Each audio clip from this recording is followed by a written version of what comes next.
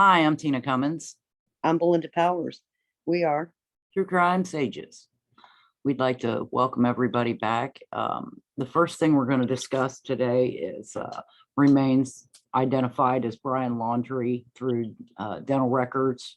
We're still awaiting DNA, but with x-rays and today's technology, pretty much guarantee it's Brian Laundrie. So we would like to extend our condolences out to both families, especially Gabby Petito's family at this time, knowing that, they lost loved ones and it's a tragedy. It should have never happened. So our thoughts and prayers are with you all. And those who loved Gabby, especially. So from there, we would like to discuss the Delphi homicides of Abigail Williams, Liberty German, in our discussion about Brian Chadwell. Now, recently, Chadwell, our person of interest, has pled guilty to the attempted murder, kidnapping, and molestation of a 9-year-old. He's facing 160 years. He hasn't been sentenced yet. Now, for various reasons, Chadwell has remained our primary suspect at this point for Belinda and I, not the law enforcement, but for Belinda and I. And recently, Shawn Harmon has made comments on our channel, and we'd like to address, Shawn believes that the Delphi Killer is his now deceased father and his son. And he's put forth a lot of information. Belinda, what do you think about Shawn and his statements? I think Shawn has a lot of credible information to share. Yeah. Now, if his father and son are necessarily guilty of Delphi, don't know. My thing is with Shawn is, you can provide these things, but as we all know, without proof, there's no charges. Law enforcement's hands are tied. There's no resolution. So, give us the proof. I have to say, there's a lot of people that look like and sound like the Delphi Killer. And, DNA, now Shawn said that he went back, 4 years ago and provided the genealogy thing, testing or whatever with his DNA. And he said most recently provided DNA or blood sampling for DNA analysis to law enforcement. What are your thoughts on that? I mean, here's my thing with Chadwell. Chadwell's lawyer came out and said he's a suspect, and Chadwell's back on July 21st, 2021, or 21st or 22nd, he put in for a change of venue because he is the suspect in the Delphi homicide. Why would he put in for a change of venue? Yeah, I definitely believe that there's going to be some charges. Yeah, charges are forthcoming. Or they believe there's going to be some charges coming, and that's why. Yeah, and from my perspective with Chadwell, he hasn't been sentenced yet, and he is a chomo, and he knows life on the inside is going to be very difficult. They probably have him in isolation, and like Izzy Keys or Bundy or Dennis Rader or any of these other serial predators are trying to figure out, what homicides he was actually involved in. Now, Shawn provided a lot of information about family members, his now deceased, especially his now deceased father, stating that his father was a serial killer and a rapist, molester, et cetera, et cetera. And I don't doubt that some of what he is saying is credible. Mm-hmm. I don't doubt that. What I'm saying is, in looking at it, stepping out and looking in, collect the DNA, put it in the national database and get proof. If Shawn has proof of pictures or images or anything that matches Delphi, let's see it. Put it out there for the public. If he's saying that the police aren't enacting what they should, then show us the proof, you know. Any thoughts on that? Well, for me, when the attorney slipped, I don't believe he meant to say it, but when he slipped and said that Chadwell was a suspect, Yeah. that changed everything. That changes everything, because the limits of the law, you know, if you're a person of interest versus a suspect, once you're a suspect, everything the police question is locked down. You know, it changes the whole game in a legal sense. Whereas if you're just listed as a person of interest, you know, they can crawl up your butt with a microscope and there's nothing you can do about it. I might be wrong, but I think this is the first actual time that a suspect has been listed. Yes, yeah. Now, Indiana State Police haven't come out and said that he's a suspect, but what they have said, and I know these are legal terms, what they have said is that they are seriously considering him. Now, this is different from Thomas Brew, Charles Eldridge, you know, Daniel Nations, all these other people who were persons of interest. They are seriously investigating Chadwell. And again, from my perspective, okay, they're probably in there, you know, got Chadwell in there and say, okay, well, we're going to work out these deals with you. Here, would you like some McDonald's?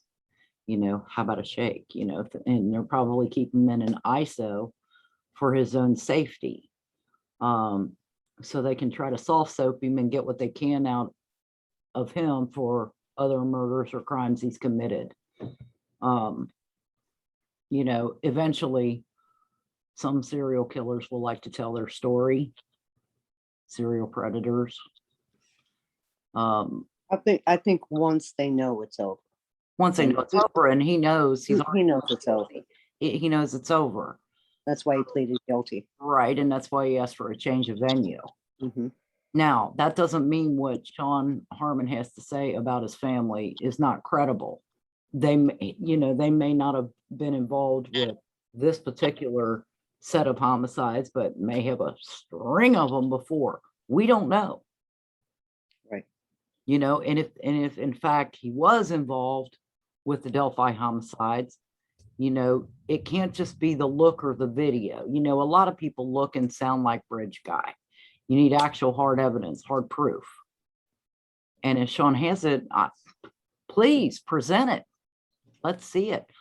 You know, a lot of people were judging him because of his drug use and, you know, because of his mannerisms, his behavior. If you grow up in that type of environment, I'd say, well, it's understandable. You know, I give him the utmost respect for coming forward. Yeah, come forward. Absolutely. You know, you're coming forward and you're telling your story. You know, we're interested. We want to hear it. That doesn't mean I'll agree with everything he's saying because of the actions that they're taking involving the Delphi homicides. I've got a feeling that, you know, around February, they're going to announce charges against Chadwell. And the thing is they've had this man in custody for months. Now, Shawn says, well, you know, they would have charged him already. That's not true. It takes time to build a case. But what they haven't done is come out and said, Chadwell's not your guy. Now, with Thomas Bruce, Charles Eldridge, Daniel Nations, you know, the list of others that have been in line, as soon as they got the DNA right away, they came out and they said, oh, it's not them. They're no longer a focus. But I have to turn my light on. Hang on a second. But with Chadwell, they've come back and they've said, we're seriously investigating this man. They haven't ruled him out. And his lawyer slipped and said, yeah, he's a suspect. And they asked for a change of venue. So as a reasonable and logical person, I'm saying, yeah, he's their guy. Yeah, and the prosecutor didn't dispute it either when he said it. Exactly. Prosecutor didn't say, no, that's not true. So he's their guy, you know, and I'm sure DNA will confirm that eventually. But from our perspective, looking at the kayak shoes, you know, the patch on the sleeve, the other things, there's a lot of other things, but I think it's reasonable to set Delphi aside for now, and ask Shawn, well, you're talking about these strings of homicides that are in the past of his father, that bears a need to look into it. Mm-hmm. And for law enforcement, if that's true, let's take it seriously. Check it out.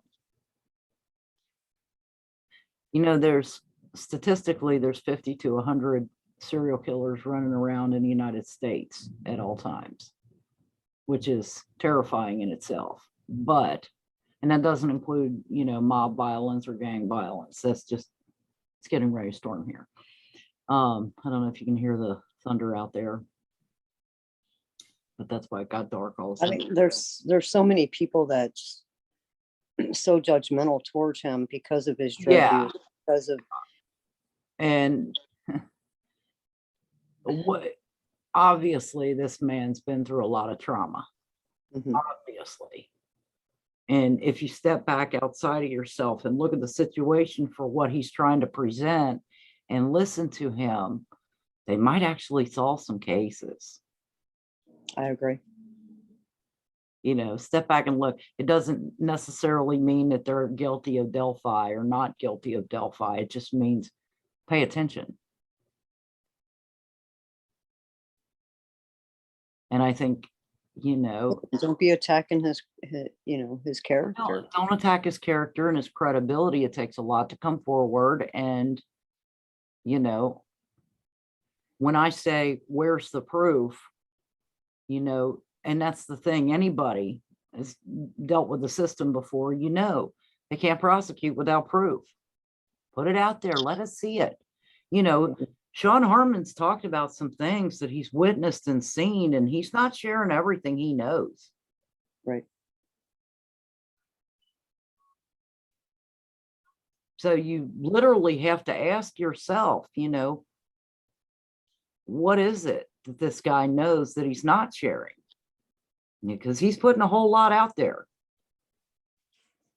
And, maybe it demands some credence and credibility. Yeah, I definitely give him a lot of credit. I'm going to have to turn this other light on. Hang on.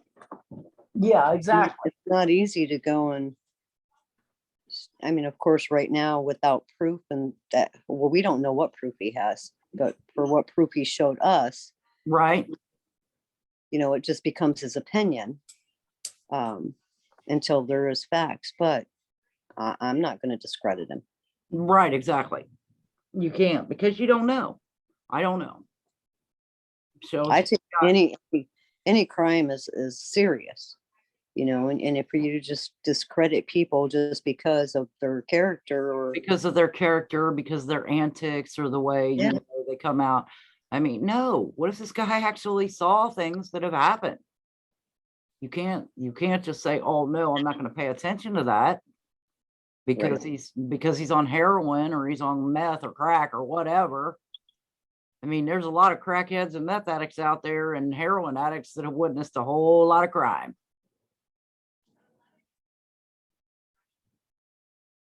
So, and especially if you come from a traumatic childhood, a traumatic past. If you had to deal with some of the stuff that he had to deal with, yeah, you'd probably be on drugs too. Well, and you and I both know, I'm obviously not a drug addict, but I've experienced some crap in my life, and so have you. And with experience comes wisdom. And what I'm saying is, they may not take him seriously. A lot of people may not take him seriously when he's telling you something, but the man's in fact begging for someone to pay attention.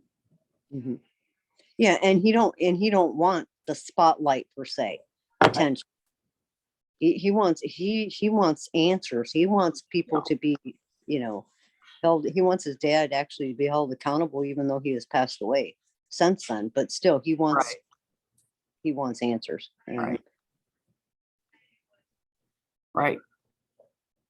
Tells me he's got a big heart. A lot of people didn't think Ted Bundy could be a killer just because he looked nice. I mean, and what Shawn said that really struck me was, yeah, his dad was 72 years old, but he was built, strong man.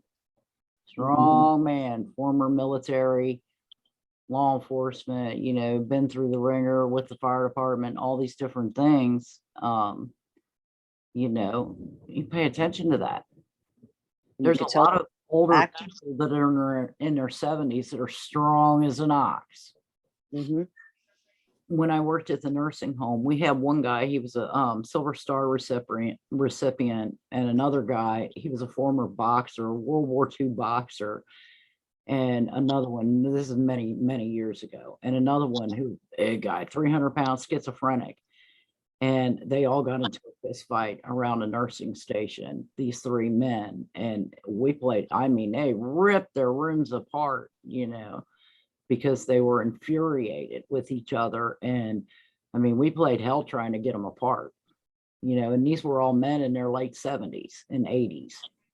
It was like strong. You want to talk about strong? They were very strong. And I'm no little weakling as a woman, especially back then, I was a hell of a lot stronger than I am now. And it was hard trying to break it up. So I don't put that past, just because somebody's older doesn't mean they can't go up that hill or whatever. Yeah, I've seen a lot of people, a lot of men in their 70s that are really strong. Yeah, and as we believe, there was multiple weapons, so Yeah, that tells you too. He didn't have to be very strong. yeah. Now, what I do disagree with him is the camera. He's saying it was a hat. That was a camera. It was a camera, clipped on it. Well, it could have been a hat with the camera was just one. Yeah, Exactly. There was a camera there for sure.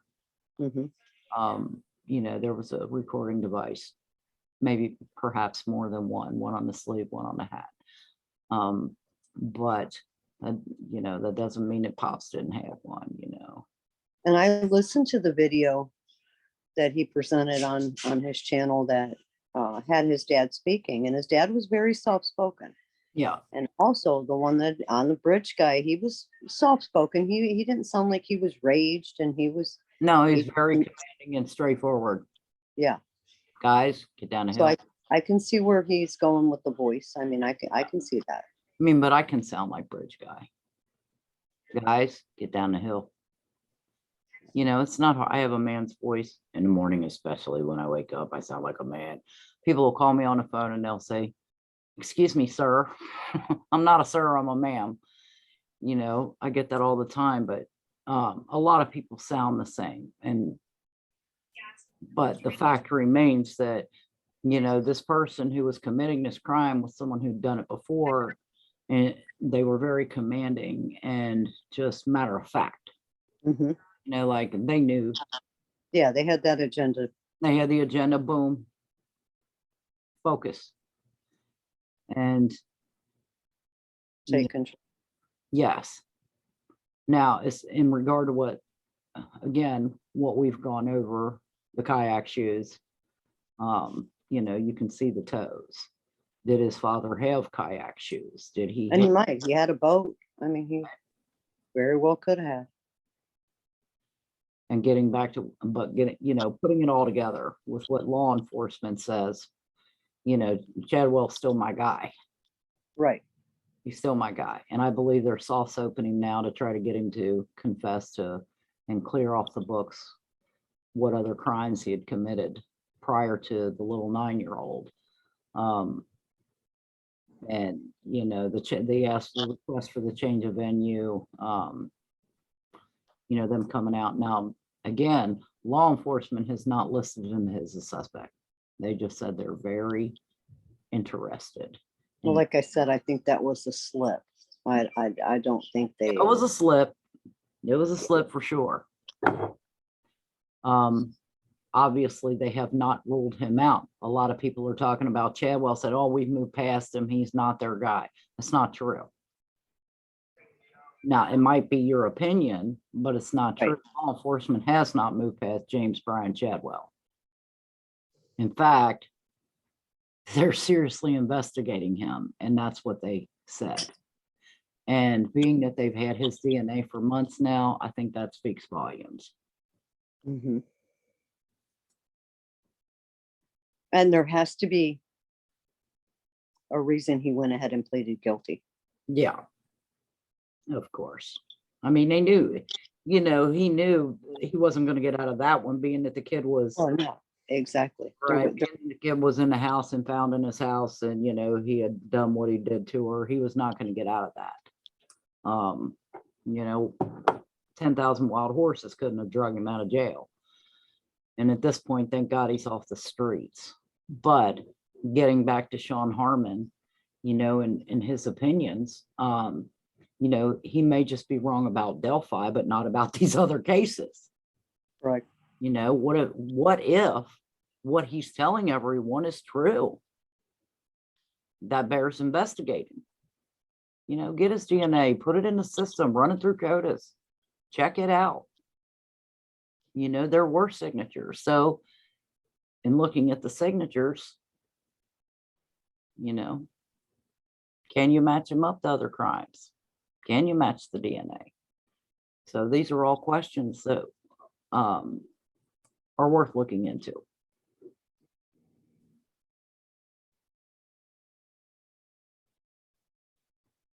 Any other thoughts?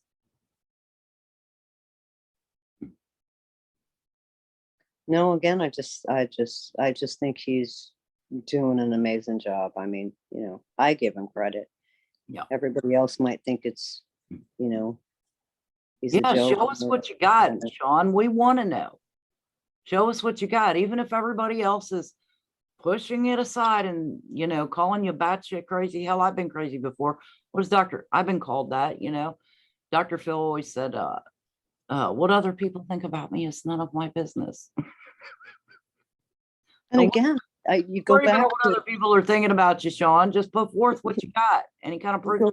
You go back to if you had to live in the shoes that he had to walk in, probably wouldn't have survived. I mean, right.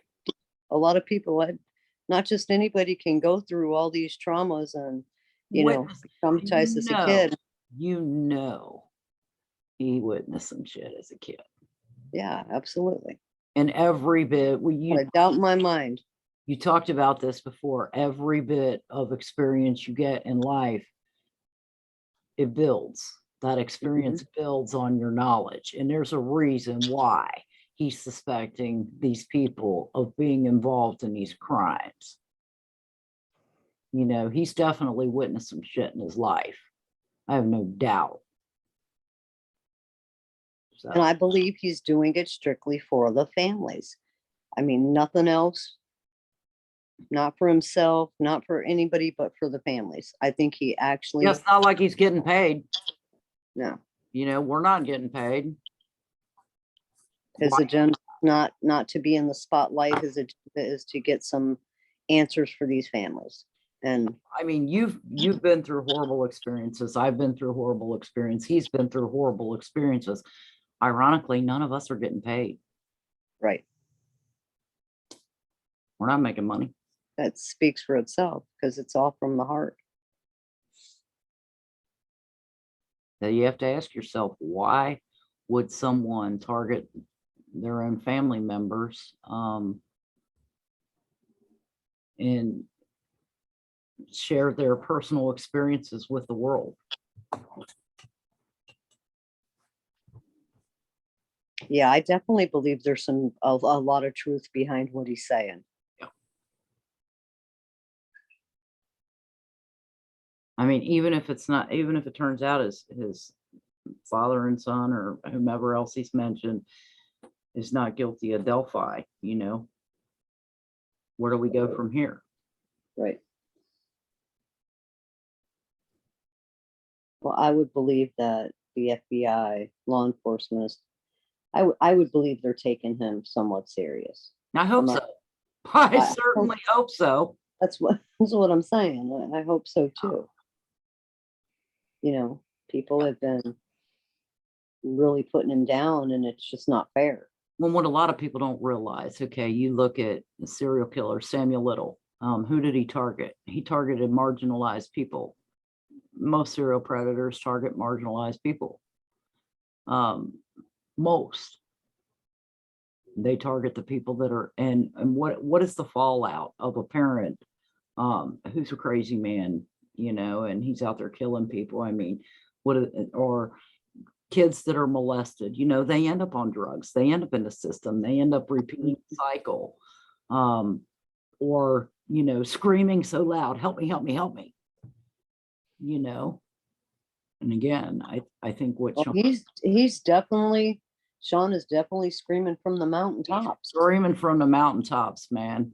He's like the guy up on top of the Sears Tower who's ready to pull the trigger because, you know, he fucking wants he wants somebody to pay attention to what he's saying. You know, please listen to me. What I'm telling you isn't bullshit. You know, and I think what he's saying needs looking into at the very least. So with that, you know, we're not down on Shawn Harmon. You know, I don't give a shit what his background is, unless his background is, you know, he's out there killing people or whatever. You know, I'm not going to judge him on that. There's a lot of people that are on dope that has witnessed a lot of crime. There's a lot of people who grew up in abusive households. And when they finally come forward, they can help solve crime. So rather than people knocking him down, lift him up and say, hey, man, we want to hear what you got to say. And a lot of times they try and run from their past, you know? Yeah.